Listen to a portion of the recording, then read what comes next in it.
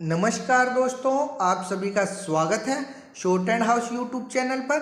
दोस्तों, Hindi short hand से संबंधित डिक्टेशन प्राप्त करने के लिए आप हमारे चैनल को सब्सक्राइब करें तथा हमारे वीडियोज को लाइक एवं शेयर करें। यह डिक्टेशन जीडी बिष्ट सर की उच्च गति लेखन पुस्तिका से उन्हीं की वॉइस में रहेगी, जिनका आप बार बार अभ्यास कीजिए तथा उसे ट्रांसक्राइब जरूर कीजिए। चलिए, ज़्यादा समय न लेते हुए हम डिक्टेशन स्टार्ट करेंगे। 120 शब्द प्रति मिनट। अभ्यास 1। हमारे देश में पहली पंचवर्षीय योजना में और दूसरी पंचवर्षीय योजना में औद्योगिक विकास की ओर विशेष ध्यान रखा गया और बहुत सोच समझकर उसके लक्ष्य निर्धारित किए गए।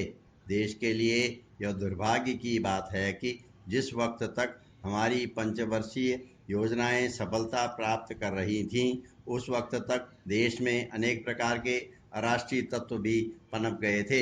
इन तमाम लोगों ने देश के हर एक क्षेत्र में अशांति का वातावरण पैदा कर दिया था। औद्योगिक कर्मचारियों को भड़काकर उनसे हड़तालें करवाना शुरू कर दिया। जो लोग हड़ताल में शामिल नहीं होते थे, उनको मार मार कर पकड़ पकड़ कर कारखानों में जाने से रोका। मजदूरों के सामने तथ्यों को तोड़ मरोड़ कर पेश किया गया और उनको किसी तरह से समझा बुझाकर हड़ताल के पक्ष में कर लिया। दफ्तरों में लाल फीताशाही बढ़ती चली गई। इसका नतीजा यह हुआ है कि कार्यालयों में भी सरकारी कामकाज एक तरह से बंद होने लगा। लोग यह जानना चाहेंगे कि वे कौन कौन सी चीज़ें हैं या कौन कौन सी बातें हैं जिनके कारण देश में इस प्रकार का वातावरण पैदा हुआ। इन तमाम बातों पर विचार करने के बाद घुमा फिराकर यही बात लोग कहेंगे कि इसके लिए सदन के अंदर और बाहर एक भारी षड्यंत्र रचा जा रहा था। देश में प्रजातंत्र के नाम पर प्रजातंत्र के विरुद्ध जो वातावरण तैयार कर दिया गया था, उसके फलस्वरूप तृतीय पंचवर्षीय योजना काल में ही प्रगति की गति धीमी होने लगी थी। इसका नतीजा यह है कि द्वितीय पंचवर्षीय योजना के लक्ष्य प्राप्त कर लेने के बाद और तृतीय पंचवर्षीय योजना की रूपरेखा तैयार हो जाने के बाद भी चतुर्थ योजना काल में 100% लक्ष्यों की प्राप्ति नहीं हो सकी। वे कौन कौन से लोग थे जो देश की प्रगति में बाधक थे या उनकी कौन कौन सी भाषाएं थी, इसका उल्लेख न करते हुए यही कहना पर्याप्त होगा कि विकसित देशों में भी अनेक राष्ट्र ऐसे थे जो भारत की प्रगति से असंतुष्ट थे। ऐसे देशों के नेता लोग विकसित और विकासशील राष्ट्रों के बीच किसी प्रकार के सहयोग से संतुष्ट न थे। अतः भारत सरकार ने देश की प्रगति में बाधक तत्वों को सबक सिखाने और देश को प्रगति के मार्ग पर अग्रसर करने के लिए देश में आपातकालीन स्थिति की घोषणा की। सरकार इस निश्चय पर पहुंची कि यह देश प्रगति कर सकता है, परंतु यह तब जबकि ऐसे असामाजिक तत्वों पर रोक लगाई जाए। आपातकालीन घोषणा करके सरकार ने ऐसी अराष्ट्रीय गतिविधियों पर रोक लगा दी। देश में जीवन के हर क्षेत्र में अपेक्षित प्रगति हो रही है, यह कहना न तो अतिशयोक्ति होगी, न ही छोटा मुंह बड़ी बात होगी।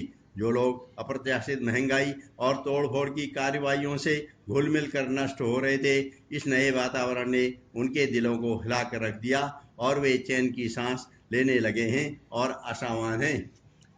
इस एक पत्रकार सम्मेलन में संवाददाताओं के प्रश्नों का उत्तर देते हुए प्रधानमंत्री महोदया ने कहा कि इस देश को यदि आगे ले जाना है तो हमें पंचवर्षीय योजनाओं के द्वारा प्रगति करनी होगी। हमारी पहली पंचवर्षीय योजना, दूसरी पंचवर्षीय योजना, तीसरी पंचवर्षीय योजना तथा चौथी पंचवर्षीय योजना पूरी हो चुकी है और पांचवी पंचवर्षीय योजना का काम आरंभ हो चुका है।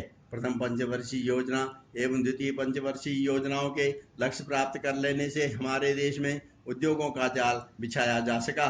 तृतीय पंचवर्षीय योजना के अंत तक इस देश में करोड़ों रुपए का वह सामान तैयार होने लगा था जिसे हमें विदेशों से मंगाना पड़ता था। इसके साथ ही चतुर्थ पंचवर्षीय योजना के दौरान देश की सुरक्षा के मामले में यह देश आत्मनिर्भरता प्राप्त कर सका। सम्मेलन में रक्षा मंत्रालय में राज्य मंत्री ने बताया कि हमारे नेट हवाई जहाज़ों ने विदेशों में बने हवाई जहाज़ों से कहीं अधिक सफलता प्राप्त की।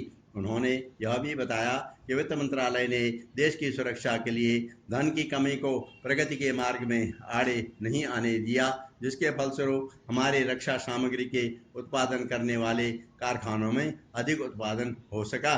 पत्र प्रतिनिधियों से बातचीत करते हुए विधि मंत्री ने यह बताया कि देश में आम चुनाव निर्धारित समय में किए जाएंगे। इसके लिए हर एक राज्य में निर्वाचकों की सूची तैयार की जा रही है। राज्य की विधानसभाओं के लिए भी निर्वाचन उचित समय पर किए जाने पर उन्होंने जोर दिया। हमारे देश में निर्वाचक गण हर 10 वर्ष बाद बढ़ जाते हैं, इसलिए मतदाता सूचियों को अंतिम रूप दिया जाना जरूरी है। विधानमंडलों के चुनावों के लिए भी तैयारियां की जा रही हैं। उन्होंने यह भी बताया कि देश के अनेक प्रांतों में संयुक्त विधायक दलों की सरकारें बनी, किंतु वे जनता की आकांक्षाओं की पूर्ति नहीं कर सकी। किंतु फिर भी देश की जनता सर्वोपरि है, उसी का निर्णय अंतिम होता है। हमारे देश में निर्वाचन पद्धति जो भी बनाई गई है, उसके अनुसार देश में आम चुनाव अथवा मध्यावधि चुनावों के लिए प्रबंध करने का दायित्व मुख्य निर्वाचन आयुक्त का है, जो निर्वाचन आयोग का अध्यक्ष होता है।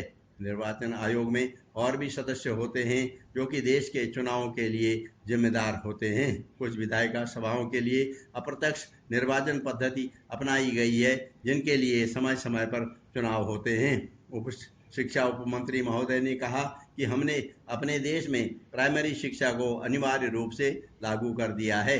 अध्यापकों को निर्देश दिया गया है कि वे घर घर जाकर ऐसे बच्चों की सूची तैयार करें जो 5 वर्ष से अधिक उम्र के हो गए हैं और शिक्षा प्राप्त नहीं कर रहे हैं। उच्च शिक्षा प्राप्त करने के लिए व्यापक प्रबंध किए गए हैं, किंतु यह आवश्यक है कि उच्च शिक्षा उन्हीं को प्राप्त हो जो कि इसके लिए योग्य हों। अतः 10वीं कक्षा पास करने के बाद विद्यार्थी अपनी रुचि के अनुसार व्यवसाय चुनें।